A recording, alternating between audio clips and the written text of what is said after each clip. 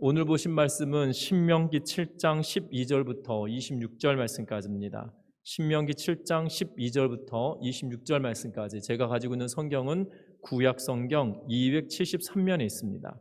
구약 성경 273면에 신명기 7장 12절부터 26절 말씀까지입니다. 우리 합독하여 읽도록 하겠습니다. 합독하여 읽습니다. 너희가 이 모든 법도를 듣고 지켜 행하면 내 하나님 여호와께서 내 조상들에게 맹세하신 언약을 지켜 내게 인내를 베푸실 것이라. 곧 너를 사랑하시고 복을 주사 너를 번성하게 하시되 내게 주리라고 내 조상들에게 맹세하신 땅에서 내 소생에게 은혜를 베푸시며 내 토지 소산과 곡식과 포도주와 기름을 풍성하게 하시고 내 소와 양을 번식하게 하시리니 내가 복을 받음이 만민보다 훨씬 더하여 너희 중에 남녀와 너희의 짐승의 암수에 생육하지 못함이 없을 것이며 여호와께서 또 모든 질병을 내게서 멀리하사 너희가 아는 애굽의 악질에 걸리지 않게 하시고 너를 미워하는 모든 자에게 걸리게 하실 것이라. 내 하나님 여호와께서 내게 넘기신 모든 민족을 내 눈이 긍휼히 여기지 말고 진멸하며 그들의 신을 섬기지 말라. 그것이 내게 올무가 되리라. 내가 혹시 심중에 이르기를 이 민족이 나보다 많으니 내가 어찌 그를 쫓아낼 수 있으리요 하리라마는 그들을 두려워하지 말고 내 하나님 여호와께서 바로와 온 애굽에 행하신 것을 잘 기억하되 내 하나님 여호와께서 너를 인도하여 내실 때에 내가 본 큰 시험과 이적과 기사와 강한 손과 편팔을 기억하라. 내 하나님 여호와께서 내가 두려워하는 모든 민족에게 그와 같이 행하실 것이요 내 하나님 여호와께서 또 왕벌을 그들 중에 보내어 그들의 남은 자와 너를 피하여 숨은 자를 멸하시리니 너는 그들을 두려워하지 말라. 너희의 하나님 여호와 곧 크고 두려운 하나님이 너희 중에 계심이니라. 내 하나님 여호와께서 이 민족들을 내 앞에서 조금씩 쫓아내시리니 너는 그들을 급히 멸하지 말라. 들짐승이 번성하여 너를 해할까 하노라. 내 하나님 여호와께서 그들을 내게 넘기시고 그들을 크게 혼란하게 하여 마침내 진멸하시고 그들이 왕들을 내 손에 넘기시리니 너는 그들의 이름을 천하에서 제하여 버리라. 너를 당할 자가 없이 내가 마침내 그들을 진멸하리라. 너는 그들이 조각한 신상들을 불사르고 그것에 입힌 금인 은이나 금을 탐내지 말며 취하지 말라. 내가 그것으로 말미암아 올무에 걸릴까 하노니 이는 내 하나님 여호와께서 가증히 여기시는 것임이니라. 너는 가증한 것을 내 집에 들이지 말라. 너도 그것과 같이 진멸당할까 하노라. 너는 그것을 멀리하며 심히 미워하라. 그것은 진멸당할 것임이니라. 아멘. 우리 가족들과 함께 인사 나누고 말씀을 나눴으면 합니다. 사랑하고 축복합니다. 사랑하고 축복합니다. 이 시간 또한 이 예배에 참여하시는 성도님들, 또한 가족들, 자녀들 이 시간을 통하여서 사랑하고 축복하는데 오늘 말씀을 통하여서 하나님의 은혜가 충만한 믿음의 성도님들 되시기를 주의 이름 부탁합니다. 특별히 오늘 말씀의 제목은 영적 전투에 임하는 자세라는 제목으로 말씀을 나누려고 하는데요. 특별히 오늘 본문의 말씀에 보면 하나님께서 이스라엘 백성들에게 가나안 땅에 들어가서 놀라운 복을 주시겠다라고 약속하고 계십니다. 특별히 12절부터 15절 말씀까지 통하여서 보면 이렇게 이야기합니다. 같이 한번 다시 읽어보는데 조금 긴 본문이지만 같이 읽어봅니다. 너희가 이 모든 법도를 듣고 지켜 행하면 내 하나님 여호와께서 내 조상들에게 맹세하신 언약을 지켜 내게 인내를 베푸실 것이라. 곧 너를 사랑하시고 복을 주사 너를 번성하게 하시되 내게 주리라고 내 조상들에게 맹세하신 땅에서 내 소생에게 은혜를 베푸시며 내 토지 소산과 곡식과 포도주와 기름을 풍성하게 하시고 내 소와 양을 번식하게 하시리니 내가 복을 받음이 만민보다 훨씬 더하여 너희 중에 남녀와 너희의 짐승의 암수에 생육하지 못함이 없을 것이며 여호와께서 또 모든 질병을 내게서 멀리하사 내가 아는 애굽의 악질에 걸리지 않게 하시고 너를 미워하는 모든 자에게 걸리게 하실 것이라. 아멘. 오늘 이 말씀에 보면 하나님께서 가나안 땅에 들어간 이스라엘 백성들에게 하나님께서 놀라운 복을 주십니다. 내 조상들에게 맹세하신 언약을 내가 지키겠다라고 이야기하고 너에게 내가 인애를 베풀어 주겠다라고 말씀하십니다. 곧 너를 사랑하고 복 주시겠다라고 이야기하고 네가 번성하게 될 것이다라고 말씀하십니다. 그리고 내게 주리라고 네 조상들에게 맹세한 땅에서 내 소생들, 너의 후손들에게 은혜를 베풀며 내 초지 소산과 곡식과 포도주와 그리고 기름을 풍성하게 하시겠다라고 말씀하십니다. 여러분들 잘 아셔야 되는 것은 토지 소산과 곡식이 풍성하여지는데 포도주까지도 풍성하게 하신다라고 말합니다. 여기서 포도주는 이 원문상 어떤 의미를 가지고 있냐면 발효되지 않는 이 생포도즙을 이야기하고 있는데요. 그렇다고 해서 막 짜낸 이 포도즙을 의미하는 단어가 아니라 이 발효되기 직전에 이 짜낸 지 얼마 되지 않은 그러한 포도즙을 이야기하고 있는 것을 보게 됩니다. 다시 말하면 포도가 많이 생산돼야 포도즙도 충만하게 될 것인데요. 어찌됐든 곡식뿐만 아니라 포도도 그들에게 많이 주고 포도주도 많이 얻게 되어지고 기름을 풍성하게 하시겠다라고 이야기하는데 이 기름은 여러분들 잘 아시는 것처럼 감람유, 우리가 지금으로는 올리브유라고 하는데요. 이 감람유를 주겠다라고 이야기하고 계십니다. 소와 양도 번식하게 하겠다라고 말씀하시고 또한 너희의 남녀뿐만 아니라 너희의 짐승의 암수까지도 생육하지 못함이 없을 거다라고 이야기하고 질병으로부터 멀어지게 될 것이다라고 말씀합니다. 이 놀라운 복을 하나님께서 가나안 땅에 들어가면 이스라엘 백성들에게 주시겠다라고 말씀합니다. 그런데 놀라운 것은 막무가내로 주신다라고 말하지 않습니다. 12절에 보니까 뭐라고 합니까? 딱 3가지 동사가 반복적으로 말합니다. 뭐라고 이야기하냐면 듣고 지키고 행하면, 듣고 지켜 행하면 이라고 하면서 12절에 보면 말씀하고 있습니다. 이 모든 법도를 듣고 지켜 행하면 이라고 말씀하시면서 이스라엘 백성들이 하나님의 말씀을 듣고 지키고 행하게 되어진다라면 하나님께서 그들에게 은혜를 베풀어 주시고 이 놀라운 축복을 주시겠다라고 말씀합니다. 그런데 놀라운 것은 듣고 지키고 행하는 것이 만만치 않은 삶이다라는 것을 기억하셨으면 합니다. 여러분들은 어떠십니까? 하나님의 말씀 앞에 순종하는 것이 여러분들에게 쉬우십니까? 때로는 하나님의 말씀에 순종해야 된다라고 여기고 그 말씀을 붙들고 살아내지만 때로는 그 말씀으로 인하여서 때로는 말씀을 지키겠다라고 애쓰지만 그 말씀에 순종하지 못하는 모습도 종종 발견하게 됩니다. 때로는 말씀 때문에 시험이 들기도 합니다. 때로는 우리가 넘어지기도 합니다. 그러나 중요한 것은 듣고 지키고 행하라라고 말씀하고 계시는 것을 보게 됩니다. 어찌 보면 가나안 땅에 들어가면 이스라엘 백성들은 또 다른 싸움에 직면하게 되어질 거라는 것이지요. 여러분들 지금까지 광야 생활과 또 다른 그들에게 어마무시한 일들이 그들에게 벌어질 것인데 그들에게 담대함을 허락하시고 이 싸움에서 승리하기를 바라는 마음으로 하나님께서 정말 큰 복을 너희에게 주겠다라고 먼저 보여주고 계시며 이것을 주는데 듣고 지키고 행할 때에 주겠다라고 하시면서 그들에게 이 싸움을 잘 감당하라라고 말씀하고 계신다는 것입니다. 그런데 놀라운 것은 오늘 본문의 말씀을 통하여서 그냥 가서 잘 싸워라 라고 말씀하시지 않다는 거예요. 하나님은 친절하게도 너희가 그 땅에 들어가서 싸울 때 이러이러한 방법으로 싸워라 라고 말씀하고 계시다는 사실입니다. 저와 여러분들도 오늘 말씀을 통하여서 성도가 영적인 전쟁에서 승리하기 위하여 우리에게 필요한 태도가 도대체 무엇인지 오늘 말씀을 통하여 같이 나누는 은혜가 있기를 주의 이름으로 부탁합니다. 18절 말씀 같이 읽어봅니다. 같이 읽습니다. 그들을 두려워하지 말고 내 하나님 여호와께서 바로와 온 애굽에 행하신 것을 잘 기억하되. 아멘. 오늘 이 말씀에 보면 싸움의 태도의 첫 번째 방법은 다른 것이 아니라 두려워하지 말라라고 말씀하십니다. 두려움과 맞서 싸우라라고 말씀하시죠.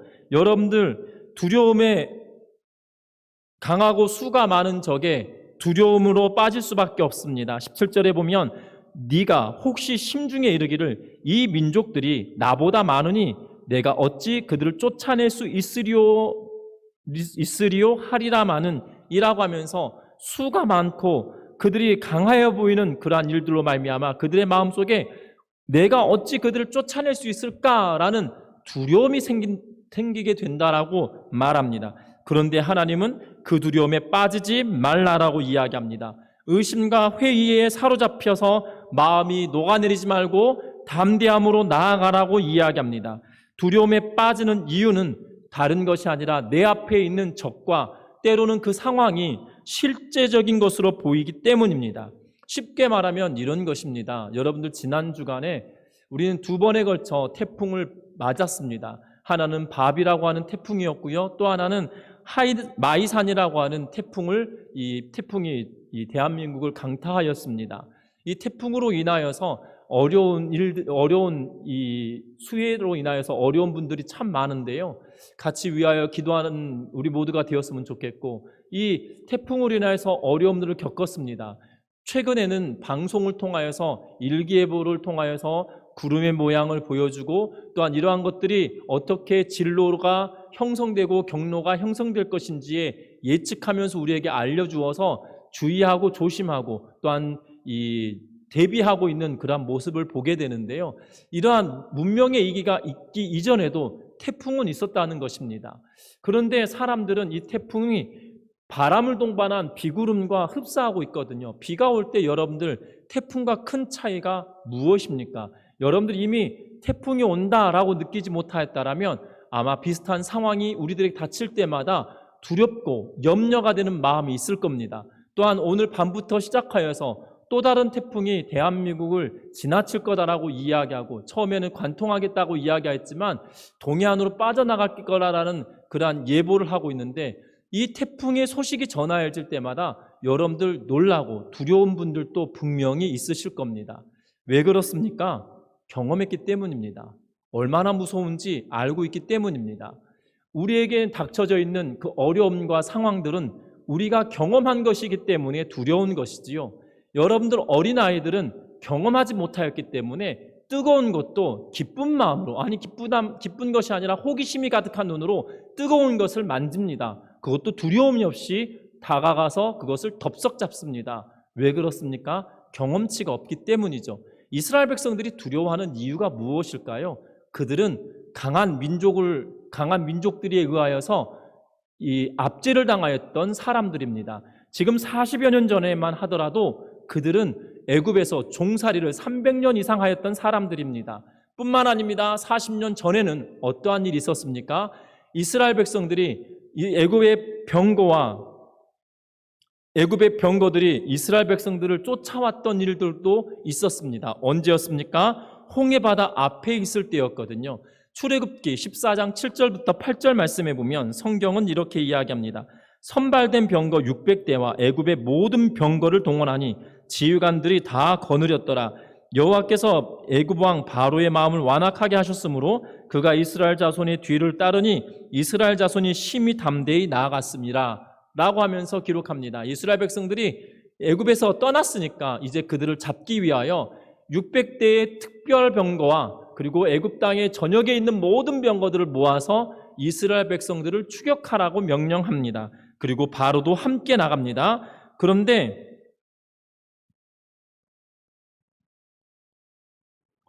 출애굽기 14장 10절부터 12절 말씀에 보면 이러한 대목이 나옵니다.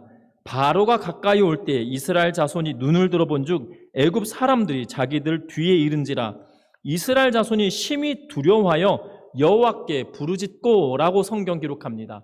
두려워서 여호와께 부르짖었다라고 14장 10절 말씀에 기록하고 있는데요. 여러분들 이스라엘 백성들이 두려워서 하나님께 기도한 장면이 아닙니다. 그들의 두려워서 부르짖는 내용은 뭐냐면 탄식하고 외치고 왜 이렇게 했냐라고 불평하는 그러한 내용들입니다. 11절에 그 내용들에 그들이 하였던 말을 출애굽기 14장 11절에 기록하고 있는데 뭐라고 기록하냐면 그들이 또 모세에 이르되 애굽에 매장지가 없어서 당신이 우리를 이끌어내어 이 광야에서 죽게 하느냐 어찌하여 당신이 우리를 애굽에서 이끌어내어 우리에게 이같이 하느냐라고 말하고 있어요. 애굽의 매장지가 부족해서 우리를 이곳으로 끌고 나와서 여기서 죽게 하고자 하느냐라고 지금 이스라엘 백성들이 탄식하며 불평하며 모세에게 이렇게 토로하고 있는 그러한 모습을 보게 됩니다. 왜 두렵습니까? 그들은 애굽의 병거를 다루는 그들의 무시무시함을 보았고 경험한 이들이기 때문이에요. 이스라엘 백성들은 노예로 살았습니다. 그들이 지은 국고성에 이스라엘 백성들이 지었던 그 국고성에 승전보를 울리며 들어왔던 그 병거들의 위용과 그들의 함성과 그들의 능력을 그들은 눈으로 보았을 것이고요. 또한 곳곳을 누비며 포로를 끌고 왔던 그들의 사람들의 모습을 분명히 눈으로 목도하였던 이들입니다. 그러하기에 두려워질 수밖에 없고 두려울 수밖에 없다라는 것이에요. 그런데 하나님은 두려워하지 말라고 이야기합니다. 놀랍지 않으십니까? 하나님은 두려워하지 말라고 이야기합니다. 이미 겁은 먹었고 이미 경험하여서 두려운데도 불구하고 두려워하지 말라라고 말씀하고 계시다는 거예요. 왜 그럴까요? 오늘 본문에 그 해답이 있습니다. 18장 하반절에 보면 뭐라고 말씀하십니까? 18절 하반절과 19절 말씀 보겠습니다. 내 하나님 여호와께서 바로와 온 애굽에 행하신 것을 잘 기억하되 내 하나님 여호와께서 너를 인도하여 내실 때에 내가 본 큰 시험과 이적과 기사와 강한 손과 편파를 기억하라. 내 하나님 여호와께서 내가 두려워하는 모든 민족에게 그와 같이 행하실 것이요. 아멘. 여러분들 놀라지 않습니까? 이미 경험하여서 경험치가 있어서 두려운 것이었습니다. 그런데 놀라운 것은 하나님께서 기억하라고 말합니다. 기억하라, 기억하라 라고 말합니다. 무엇을 기억하라고 말합니까? 하나님께서 그 두렵게 만들었던 것을 내가 어떻게 뒤집어 엎었는지, 내가 애굽의 병거와 바로의 손을 내가 어떻게 행하였는지, 너희를 출애굽시킬 때에 애굽을 어떻게 처참하게 짓밟았었는지 너희는 그것을 기억하라 라고 말하고 있습니다. 내게 본 시험과 이적과 기사와 강한 손과 편파를 기억하라. 애굽에서 행하였던 이 모든 것을 누구에게도 행하겠다라고 말합니까? 이제 너희가 맞닥뜨릴 모든 민족에게 내가 그와 같이 행할 것이다 라고 말씀하고 계세요. 여러분, 그러하기 때문에 두려워하지 말라고 말씀하십니다. 니들도 경험하지 않느냐고 말씀하시는 거예요. 두려운 일도 경험했지만 하나님이 행하셨던 일도 경험했다는 거예요. 그 경험치가 이 두려움이 하나님을 경험했던 것이 앞서서 이 두려움을 누르라라고 이야기하고 있다는 사실입니다. 우리 하나님은 시시한 하나님이 아니십니다. 그냥 말로만 하시는 하나님이 아니십니다. 너의 역사를 통하여 내가 너에게 행하였던 일, 내가 너와 함께 하였던 일, 내가 너를 붙들어 주었고 내가 너와 함께 하였던 그 놀라운 일들을 기억하여서 네가 두려워하지 말고 나를 붙들라라고 말씀하십니다. 심지어 뭐라고 이야기합니까?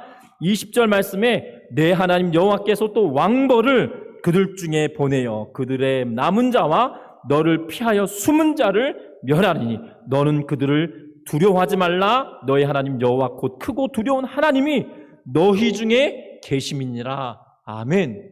놀랍지 않으십니까? 하나님께서 앞서 행하시겠다라고 합니다. 여호와의 사자를 왕벌로 표현하는데요. 하나님께서 하나님의 사자를 먼저 보내시고 그들을 숨은 자들까지도 다 멸하시겠다라고 말합니다. 그래서 두려워하지 말라고 이야기합니다. 여러분들, 우리는 두려워하는 존재입니다. 실체도 이 환경도 두렵고요. 우리가 살아왔던 그러한 과거들 때문에 우리는 마음에 두려운 일들이 여전히 있습니다. 그런데 우리는 기억할 것은 하나님이 나와 함께 하셨음도 우리는 동일한 기억을 가지고 있다는 거예요.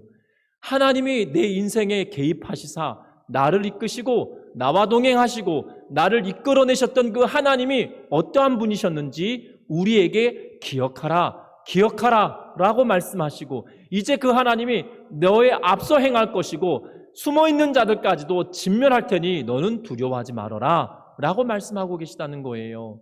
저와 여러분들, 이 하나님의 기억을 기억해내는 은혜가 있기를 주의 이름으로 부탁합니다. 두려운 시대를 살고 있습니다. 염려가 되는 상황을 살고 있습니다.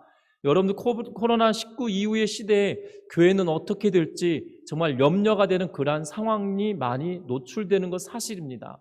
그런데 기억할 것은 하나님이 주의 몸된 교회를 위하여 핏값으로 사신 교회를 위하여 하나님이 행하셨던 일들을 기억하고 또한 나에게 베푸셨던 일들을 여러분들 낱낱이 기억하며 그 하나님을 전심으로 바라보며 나아가는 은혜가 있기를 주의 이름으로 축원합니다. 전심으로 바라보고 나아갈 때에 우리에게 은혜와 능력이 있으며 두려움은 물러가게 된다는 것을 기억하는 우리 모두가 되시기를 바랍니다. 하나님이 누구신지 기억해야 합니다. 하나님께서 함께 싸워줄 것에 대한 믿음을 가져야 합니다. 뿐만 아니라 주를 기억하고 믿을 때 우리에게 힘과 용기를 더하여 주실 것임에 대하여도 확신하며 나아가는 믿음의 성도님들 되시기를 주의 이름 부탁합니다. 뿐만 아닙니다. 22절 말씀 같이 읽어봅니다. 22절입니다. 내 하나님 여호와께서 이 민족들을 내 앞에서 조금씩 쫓아내시리니 너는 그들을 급히 멸하지 말라. 들짐승이 번성하여 너를 해할까 하노라. 아멘. 여러분들 하나님께서 뭐라고 말씀하십니까? 하나님께서 이 민족들을 내 앞에서 어떻게 쫓아내신다라고 말씀하십니까? 조금씩 쫓아낸다라고 말합니다.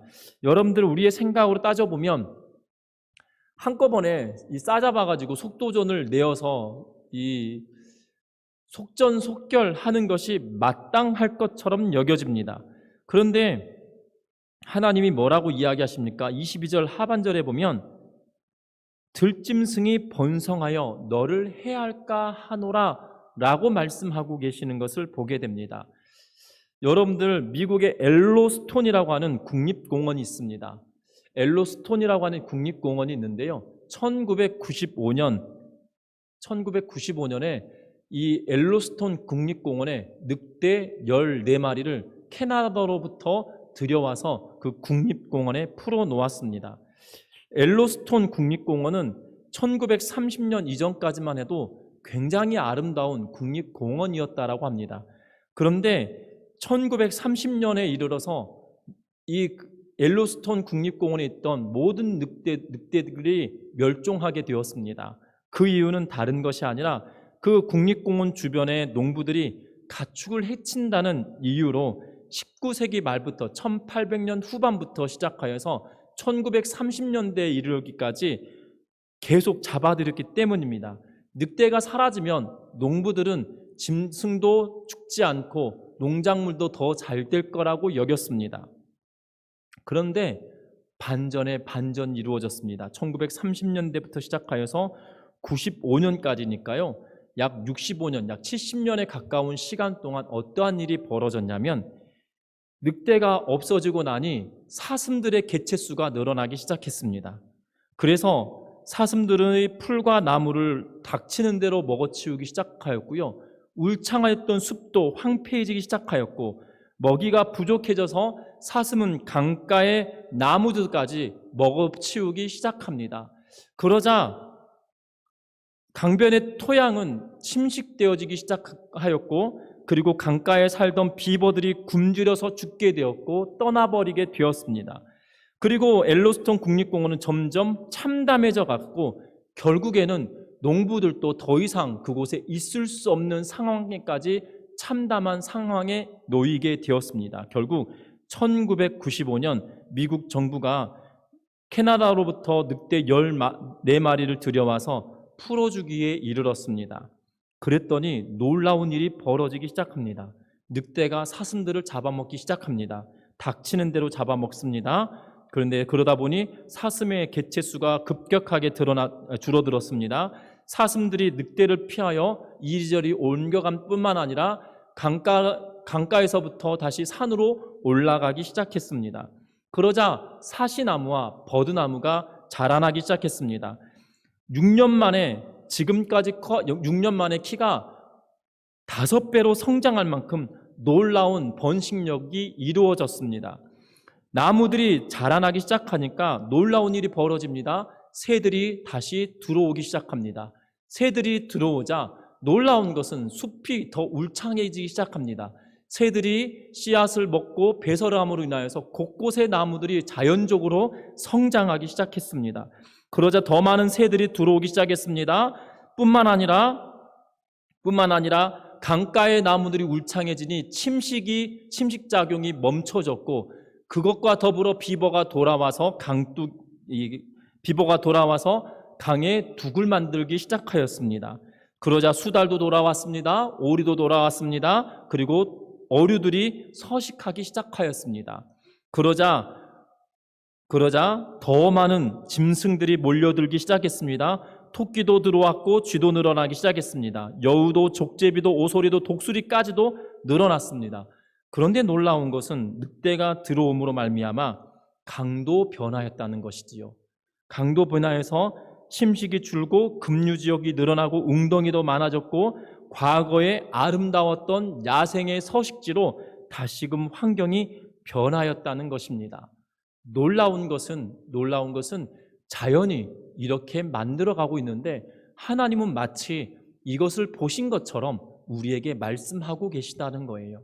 너희가 급격하게 이 민족을 싹 쓸어버리면 뭐라고 이야기합니까? 22절 하반절에 들짐승이 번성하여 너희를 해할까 하노라 라고 말씀하시지요. 그래서 점차 진멸하실 것에 대하여 이야기합니다. 속도를 맞추어서 하나님께서 너희에게 필요한 대로 들짐승이 너희를 해하지 못하도록 차근차근히 행하시겠다라고 우리에게 말씀하십니다. 서두르면 땅은 황폐하게 될 것입니다. 하나님의 속도에 맞추어서 하나님의 뜻에 따라 우리의 자신을 하나님의 마음에 맞추고 우리의 뜻을 비추고 피력하는 것이 아니라 하나님을 신뢰하면서 하나님의 속도에 우리가 맞추어서 나아갈 때에 우리에겐 승리를 주신다는 사실을 기억하며 나아가는 은혜가 있기를 주의 이름으로 부탁드립니다. 우리의 시간과 방법을 내려놓고 하나님의 시간과 방법을 바라보면서 하나님이 우리와 함께 하심을 경험하면 우리에게 영광이 드러나게 된다는 걸 기억하며 살아가는 우리 모두가 되시기를 바랍니다. 뿐만 아니라 25절과 26절 말씀에 보면 이렇게 말합니다. 같이 읽어봅니다. 너는 그들이 조각한 신상들을 불사르고 그것에 입힌 은이나 금을 탐내지 말며 취하지 말라. 내가 그것으로 말미암아 올무에 걸릴까 하노니 이는 내 하나님 여호와께서 가증히 여기시는 것입니다. 너는 가증한 것을 내 집에 들이지 말라. 너도 그것과 같이 진멸당할까 하노라. 너는 그것을 멀리하며 심히 미워하라. 그것은 진멸당할 것임이니라. 아멘. 하나님께서 뭐라고 이야기하십니까?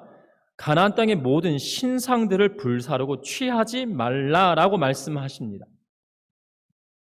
취하지 말라라고 말씀하십니다. 우상과 신상에 입힌 금이나 은에 욕심도 내지 말라고 이야기합니다. 왜 그렇습니까? 그들은 다 하나님께 바쳐진 바 되었다. 하나님께 다 파괴되었다. 이 헤렘이라고 하는 이 히브리 원문을 쓰고 있는데요. 이 히브리 원문은 여리고성이 멸망당할 때 이 헤렘이라고 하는 단어를 썼습니다. 그 어떠한 것도 취하지 말라라고 말씀하고 계시거든요. 쉽게 말하면 이 헤렘이라고 하는 의미는 이 진멸하라고 하는 단어가 이 헤렘이라고 하는 단어로부터 쓰고 있는데 이것을 다 멸하라라고 말씀하십니다. 그 이유는 다른 것이 아니라 그것을 쫓아 살아가기 때문이라는 거예요. 우상에 관한 것들이 너희에게 있으면 너희는 부지부식간에 그것이 올무가 되어져서 그것이 너를 끌고 가겠다라고 말하고 있는 것이거든요. 우상을 숭배하는 자들이 될 거다라고 말씀하고 계시다는 것에 우리는 초점을 맞춰야 됩니다. 여러분들, 하나님은 이 여호수아 6장 24절에 이렇게 말씀하십니다. 무리가 그 성과 그 가운데 있는 모든 것을 불사르고 은근과 동철 기구는 여호와의 집 곳간에 두었더라 라고 말씀하십니다. 여호수아 6장 24절 말씀에 이렇게 말씀하고 계시거든요. 여러분들 놀라운 것은 이 여호수아 6장의 말씀이 무슨 말씀입니까? 여리고성이 무너졌을 때의 사건을 기록하고 있습니다. 그런데 여리고성이 무너졌을 때 그 모든 것을 취하지 말고 하나님께 드린 바 되었다라고 말합니다. 그러면서 뭐라고 말합니까? 은금과 동철기구는 어디에 두라고요? 여호와의 곳간에 두라라고 말씀하십니다. 오늘 우리는 이 본문을 읽으면서 오해하는 분들도 계십니다. 무슨 오해냐면 하나님은 진짜 돈에 욕심이 엄청 많은가 보다 라고 생각하실 수 있습니다. 여러분들, 그러한 생각은 큰 오해라는 것에 여러분들 기억하시기 바랍니다. 하나님은 천지 만물을 지으신 분이십니다. 얼마 전 이 해외에 유성이 떨어졌는데 그 가치가 어마어마하다라고 하면서 로또 맞았다라는 표현을 쓰는 신문의 기사를 보았는데요. 하나님은 우주를 만드신 분입니다. 유성 하나 떨어져서 로또 맞았다라는 표현을 쓰는 것이 인생이거든요. 그런데 놀라운 것은 그 유성을 누가 만드신 분이십니까? 하나님이 만드신 분이세요. 돈은 누가 만드셨습니까? 금은 누가 만드셨습니까? 은은 누가 만드셨습니까? 여러분들 좋아하시는 다이아몬드는 누가 만들었습니까? 다 하나님이 만드셨다는 거예요. 하나님이 그것을 가지고 싶어서 그것을 곳간에 두신 것이 아니에요. 하나님은 그들을 진멸하라, 깨끗하게 소멸하라라고 이야기하시고 그것을 하나님께 드린 바 되었다라고 말합니다. 하나님께 복속함으로 말미암아 그들의 모든 우상의 올무를 벗어나게 하시고 하나님은 그들로 하여금 그 우상을 다 제하라라고 말씀하시고 있다는 겁니다. 여러분이 탐심이라고 하는, 욕심이라고 하는 것이 너무나 무섭습니다. 여러분들 야고보서의 기자는 뭐라고 이야기합니까? 욕심이 잉태한즉 무엇을 낳는다라고 말합니까? 죄를 낳는다라고 말합니다. 죄가 장성하면 무엇이 됩니까? 사망에 이르게 된다라고 말씀합니다. 여러분들 기억할 것은 욕심은 별것 아닌 것처럼 느껴집니다. 그런데 그 욕심이 결국은 우리로 하여금 구렁텅이로 빠지게 만들게 한다는 사실이에요. 이것을 주의하라라고 하나님은 말씀하십니다.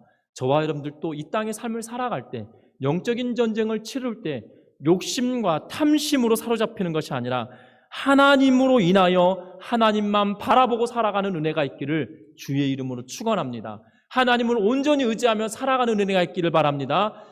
오직 주만이 나의 힘이고 오직 주만이 나의 능력이다라고 고백하며 주님만 붙들고 살아가는 은혜가 있기를 주의 이름으로 축원합니다.